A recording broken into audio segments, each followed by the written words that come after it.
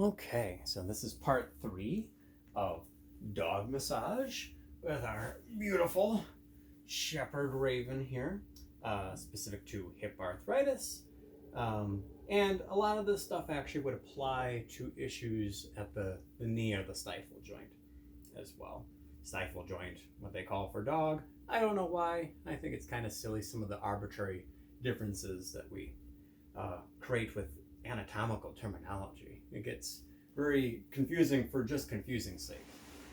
So, anyhow, you're a very good girl. Yeah. Gotta get laid back down. Good girl. So, some tricks go a long way. She has a little bit of a play dead one that I use to get her into the right position for this. So, it goes a little bit like a rawr, raven. It's very, I don't know. It's cute or is it pathetic? It's hard to say. So, okay. Good girl. Good girl, good girl, good girl, good girl, good girl, good girl. Yeah. So, all right. Getting her into position. So, in the last video, we just did some positional tricks. So, she may be in a position here where she actually will give a little bit more of a resistance piece. So, like, see? All right, I'm pushing a little bit of resistance, and then she just slowly but surely lets me. Oh, and then there we go. Beautiful. Supporting of the knee, supporting of the ankle, specifically the knee. Just like with us, the articulation and of the patella, movement of the kneecap, very important. So I try to make sure I just hug and support that knee joint. And pay attention to if I feel anything. If I feel some grinding and clicking at the knee joint, I try to figure out where is it coming from? What is it doing? With her, I do seem to notice a little bit of mild kind of a grindiness at the patella. So that would be indicative of, guess what? Hip flexors, quadriceps being too tight, too short. Oh, there's that resistance. Very good girl. So she's getting really good at learning this and seems to becoming, if I'm trying to, I don't know, over explain a dog's awareness of all of this, that the response is good. There's less of a sense of it seeming scary and what have you. She's so sensitive that, it always looks like she's worried and sad and scared if it's something new. So, first thing that we're going to work on in relation to inhibitory pressure, starting further away from the joint, above or below, and working our way toward the symptom. So I had discussed one of the best things you could do is go work on the opposite side. I didn't want to belabor this video, so we're not doing that. In this video, I will be doing it afterward. But look at some of the stuff in the low back. Look at the stuff related to the ankle and the knee first, then come to the hip. In the event that the hip is our goal. In this case, it is our goal, but just like you would do with clients in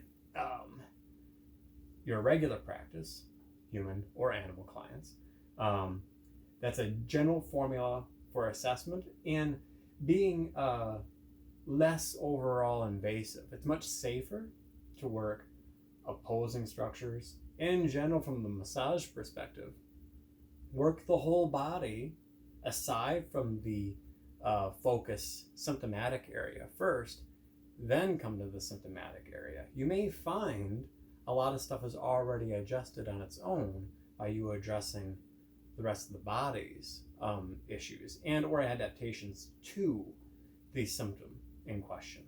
So what I had found with her in my prior assessment, interestingly, was some issues here and the lateral anterior, call it the shin, so tibialis anterior.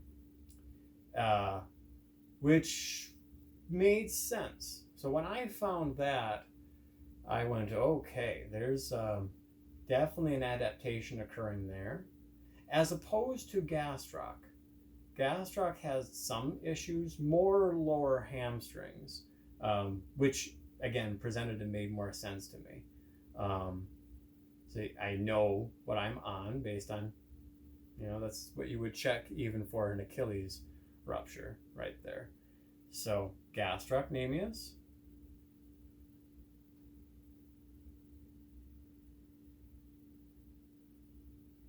Since I decided to palpate it, I just went ahead and went right into the intervention stage. Gastroc in this case is showing actually, as I just got done saying, oh, there wasn't as many symptoms. I found a thing in there. So a little bit of you saw her kind of reposition. There's still, the breathing hasn't changed. Her head position hasn't changed.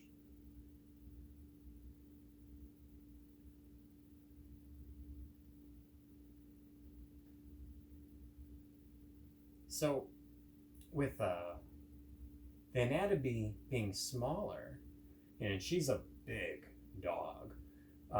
Most dogs you would end up seeing are even smaller than her. What's cool is I'm able to get on both sides of these muscles. Able to squeeze them from the lateral and medial sides.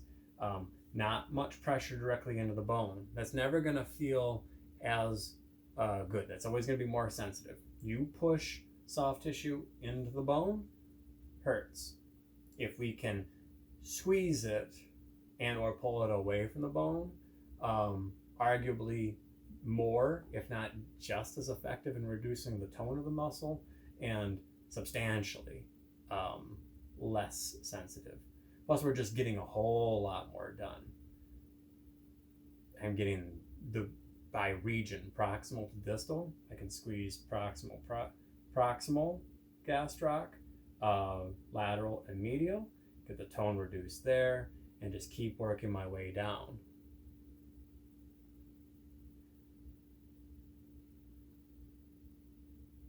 Now, I'm no specific expert with the uniqueness of the dog anatomy. She said a little movement there. If I get kind of an aggressive change of direction, sometimes just letting that happen, doing some just general joint movement. There we go. So if I say some terms that that don't exist, like soleus, for example, I am confident with most of this that the anatomy lines up. But like the glute muscles, for example, different terms. There's a gluteus superficialis, then gluteus medius, and then there's a deeper glute muscle, which frankly right now it's escaping me. I know there's three, just like there's three for us. That superficialis one is very thin. The other two are much thicker. I know, I found a thing. So this is kind of a perfect example of, saying, that wasn't as very comfortable as the other stuff. And that's what we're going to see with this. So something very interesting to pay attention to here is her response to this inhibitory pressure into areas that it doesn't feel very good. But I'm no longer pushing in gastroc, and look what did we get? She returned to just relaxing. So positive response, I feel good about it. That's as far as I'm thinking.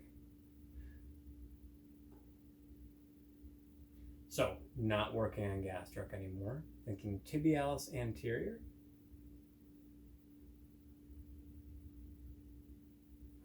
There we go. And naturally she's doing, it's very cool to me to feel and see this. See it with people, but more often than not, we're verbally explaining to clients the aspects of doing these muscle energy technique applications. So with a contract, relax, antagonist, contract, having them concentrically shorten it, eccentrically lengthen it, active movement with inhibitory pressure. Inhibitory pressure plus movement. Passive movement versus active.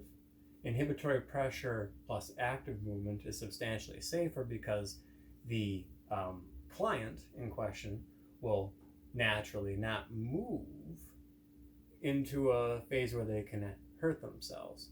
You have to be much more careful if you are applying passive movement to stuff. So I tend to, for example, think that a proprioceptive neuromuscular facilitation based technique like inhibitory pressure plus active concentric movement that shortens, usually, let's say, shortens the muscle in question that we're pushing on, and then the opposition of movement, antagonist contract, through range.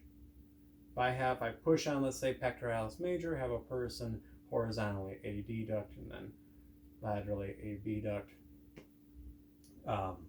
horizontally abduct.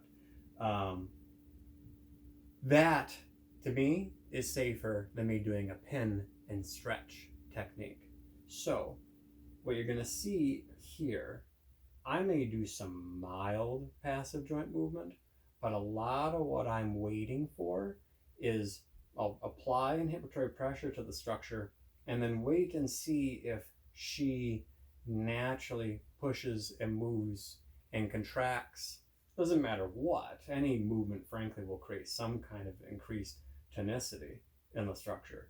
So as she, let's call it, engages and then disengages, I tend to get that natural contract, relax, in this case maybe just a relax as opposed to an antagonist contract.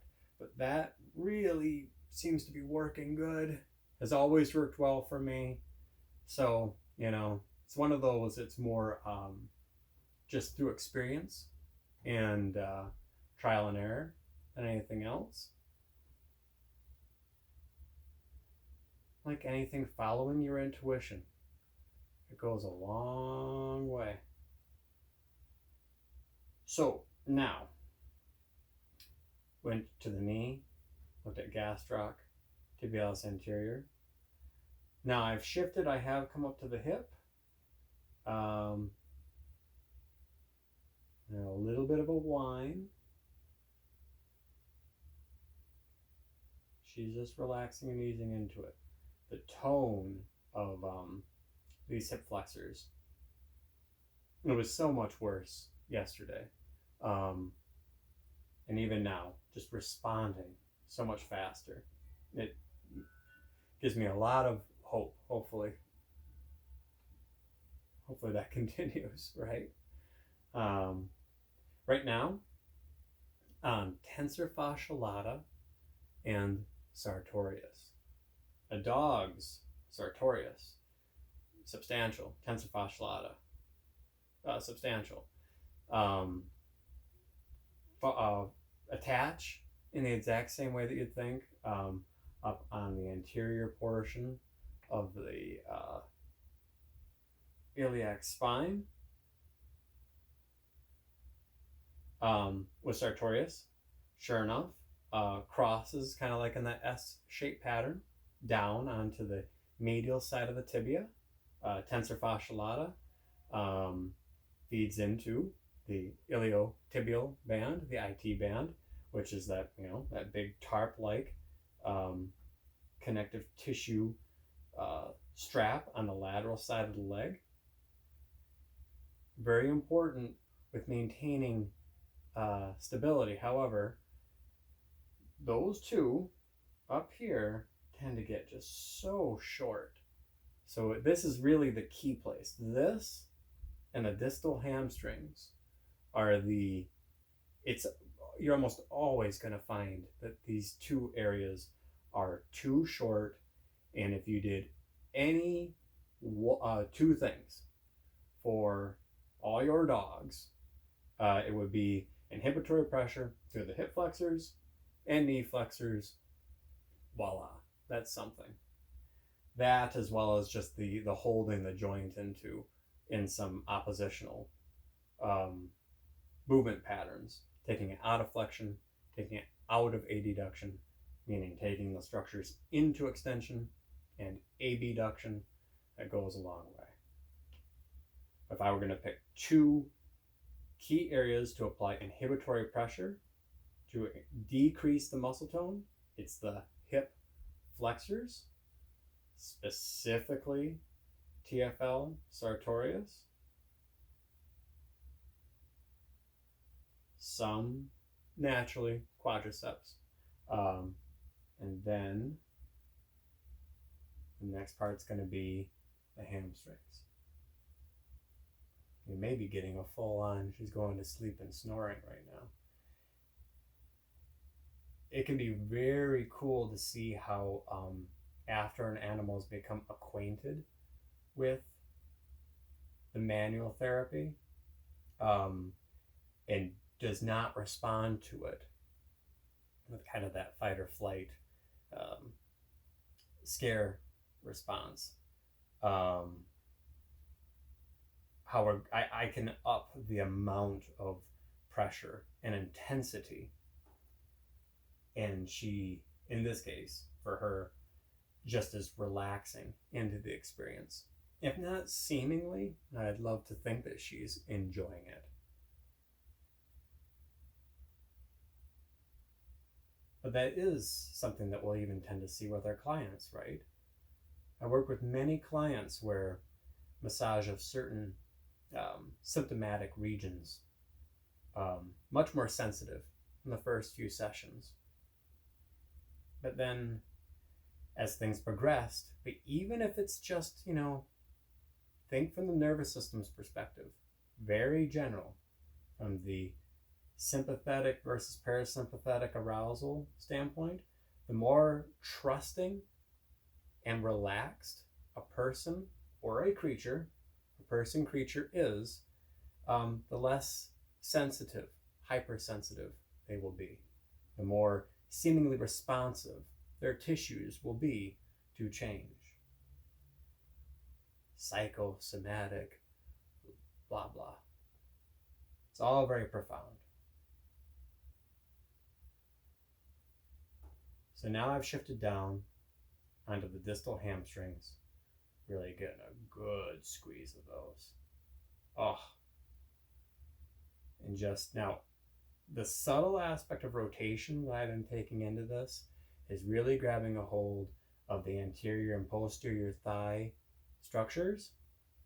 And I'm actually thinking more about taking these muscle compartments and shearing them back and forth, not with a lot of squeezing and inhibitory pressure, but I want those deep fascial compartment lines of where the hamstrings articulate with the IT band, where they articulate with the adductor group, where the quadriceps muscles innervate, would be a better term, with the IT band and the adductor group, making sure that all just is sheared back and forth to create some pliability and mobility. But what will happen as I do that is I'm getting that internal and external rotation at the hip joint, and that goes a long way. So now, I've done a good chunk there, and she was incredibly patient and nice, taking a little bit of a breather, doing some nice deep pets, telling her she's a cool girl, treats, and just, a general scratch, and maybe massaging other parts, and just turning it more into an overall positive experience. Goes a long way. So, the one thing we didn't get to here, I'm going to get closer to the camera just so I can see the time I'm at. Oh, a close up for me. Isn't that beautiful? The hair. It's out of control. So, the next part is the adductors and abductors. So, the one that you will palpate first and easiest will be Gracilis. It's much more profound on the dog than it is on us. So where I'm looking is I gotta get up in there. So here's the thigh muscle. So let's say my hand is her thigh, and my leg here is her torso, okay? I gotta get up underneath here, and I'm gonna come real high, very proximal, trying to get as close to the medial internal portion of the hip joint as possible. And you will feel it. Just be very careful with any animal. The medial portion of our limbs are where the tubes are. So the medial portion of our thighs and upper arms, that's where the main nerve roots and arteries are. So don't push on the tubes. Be very careful here. And if you don't know what you're doing, don't do it. It's as simple as that. If you can't feel a pulse, then maybe you should not be pushing on areas where there's a pulse.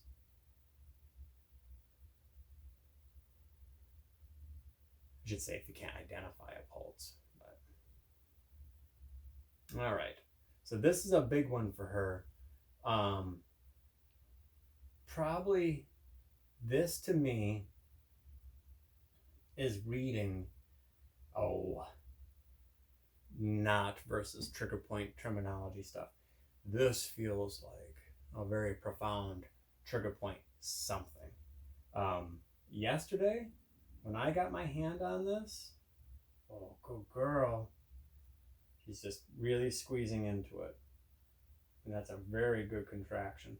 I don't know if that's related to the head movement, which it could be. There's a cool thing that we can even do as a muscle edge technique with clients, telling them to look at the spot where we're pushing. Wherever your eyes and your head tracks, the muscles that would take you in that direction naturally engage. So you can use eye movements and head movements to create tonal changes in the whole body. It's a very nice, non-invasive way to interact with clients. The most general way I've seen it utilized is, let's say I'm putting pressure right here. I'm going to use the pec just because it's easy for you to see. Having a person look right where I'm pushing versus looking up and away from it. Looking down toward it, up and away from it. That can have a really cool response without having to do the big joint range of movement stuff. Worst case scenario, it's a nice distraction. So that point where she lifted her head, looked at me, kind of saying, I don't know what you're doing. Are you going to stop? Apparently you're not. Fine. I'll lay back down. I got a really nice concentric contraction that was sustained for a while there. And now the sense of that muscle density loosening up, it was profound.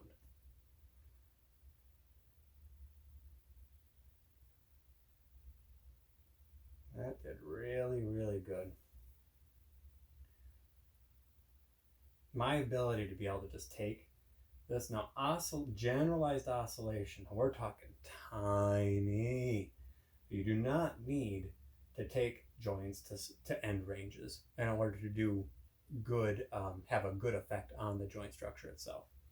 If we're thinking about, especially for arthritis, one of the best things that we can do for people, it's sustaining the internal membrane of the joint capsule, the synovial membrane, trying to make sure that it continues to be stimulated enough to produce the synovial fluid, which lubricates the interior of that joint capsule and allows for the gliding and slipping of the articular cartilages. So it's the WD-40. You got a creaky, rusty hinge, then you spritz a bunch of WD-40 in there, and you move the hinge back and forth until the WD-40 is distributed between all of the structures that rub. So, same thing with joints. But I don't have to take the door, in my analogy, and open it all the way and slam it. I may slowly but surely increase the amount that I move it, but I really just need to move the hinge back and forth even just a little bit. Just open the door, let's call it 20 degrees back and forth. So that will distribute the WD-40. The hinge, in my analogy, does not produce its own WD-40. That'd be great if it did, but our bodies do. So rhythmic oscillation of joints, just rhythmic oscillation of joints, does a wonderful thing of helping stimulate that synovial membrane to create better lubrication of the joint. It is a good thing. Passive joint movement doesn't have to be aggressive, fast, or crazy, just rhythmic, incorporated all the time in massage. One of the very best things we could possibly do. Secondary to what it does for the joint, it's probably one of the best tools we have for moving lymphatic fluid and venous blood. So, coming up, last part, following the femur up, greater trochanter, and I'm going to work on the glutes just a little. Just like with humans, although we use our glutes a bit differently.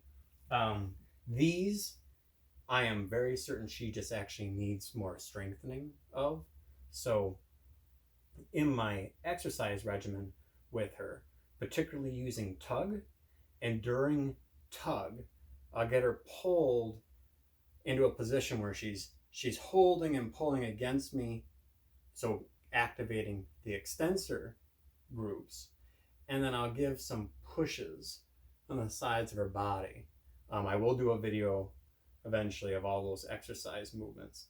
One, because it's just a fun game. She loves it. But then the idea there is I'm getting her to strengthen her extensors, and then by challenging movements in the frontal and transverse planes, we're getting those abductors and deep rotators to activate, to hopefully give her a bit more balance and support.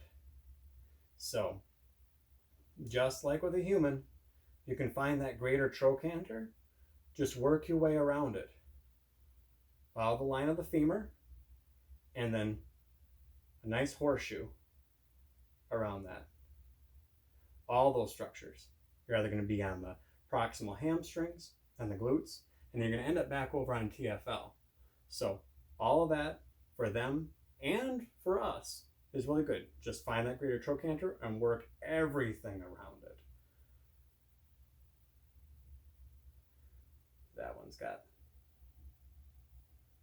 Really here I'm thinking not as much about reduction of tone, more about keeping these structures slipping and sliding, maintaining pliability. So you're going to notice it's not as much inhibitory pressure as it is compression plus some friction. If I had access to the skin, I'd be gliding more. So, I mean, that's all there is to it. So the next videos will be forthcoming and showing some of the movements and stuff. And then as long as I continue to see improvement, I'll try to document this as much as possible. But that's really the nuts and bolts of it. So I hope you enjoyed. Raven, you did wonderful. You're the best client that ever has been. And just like any client, they don't want to get up. So thank you very much. Take care. Read your books.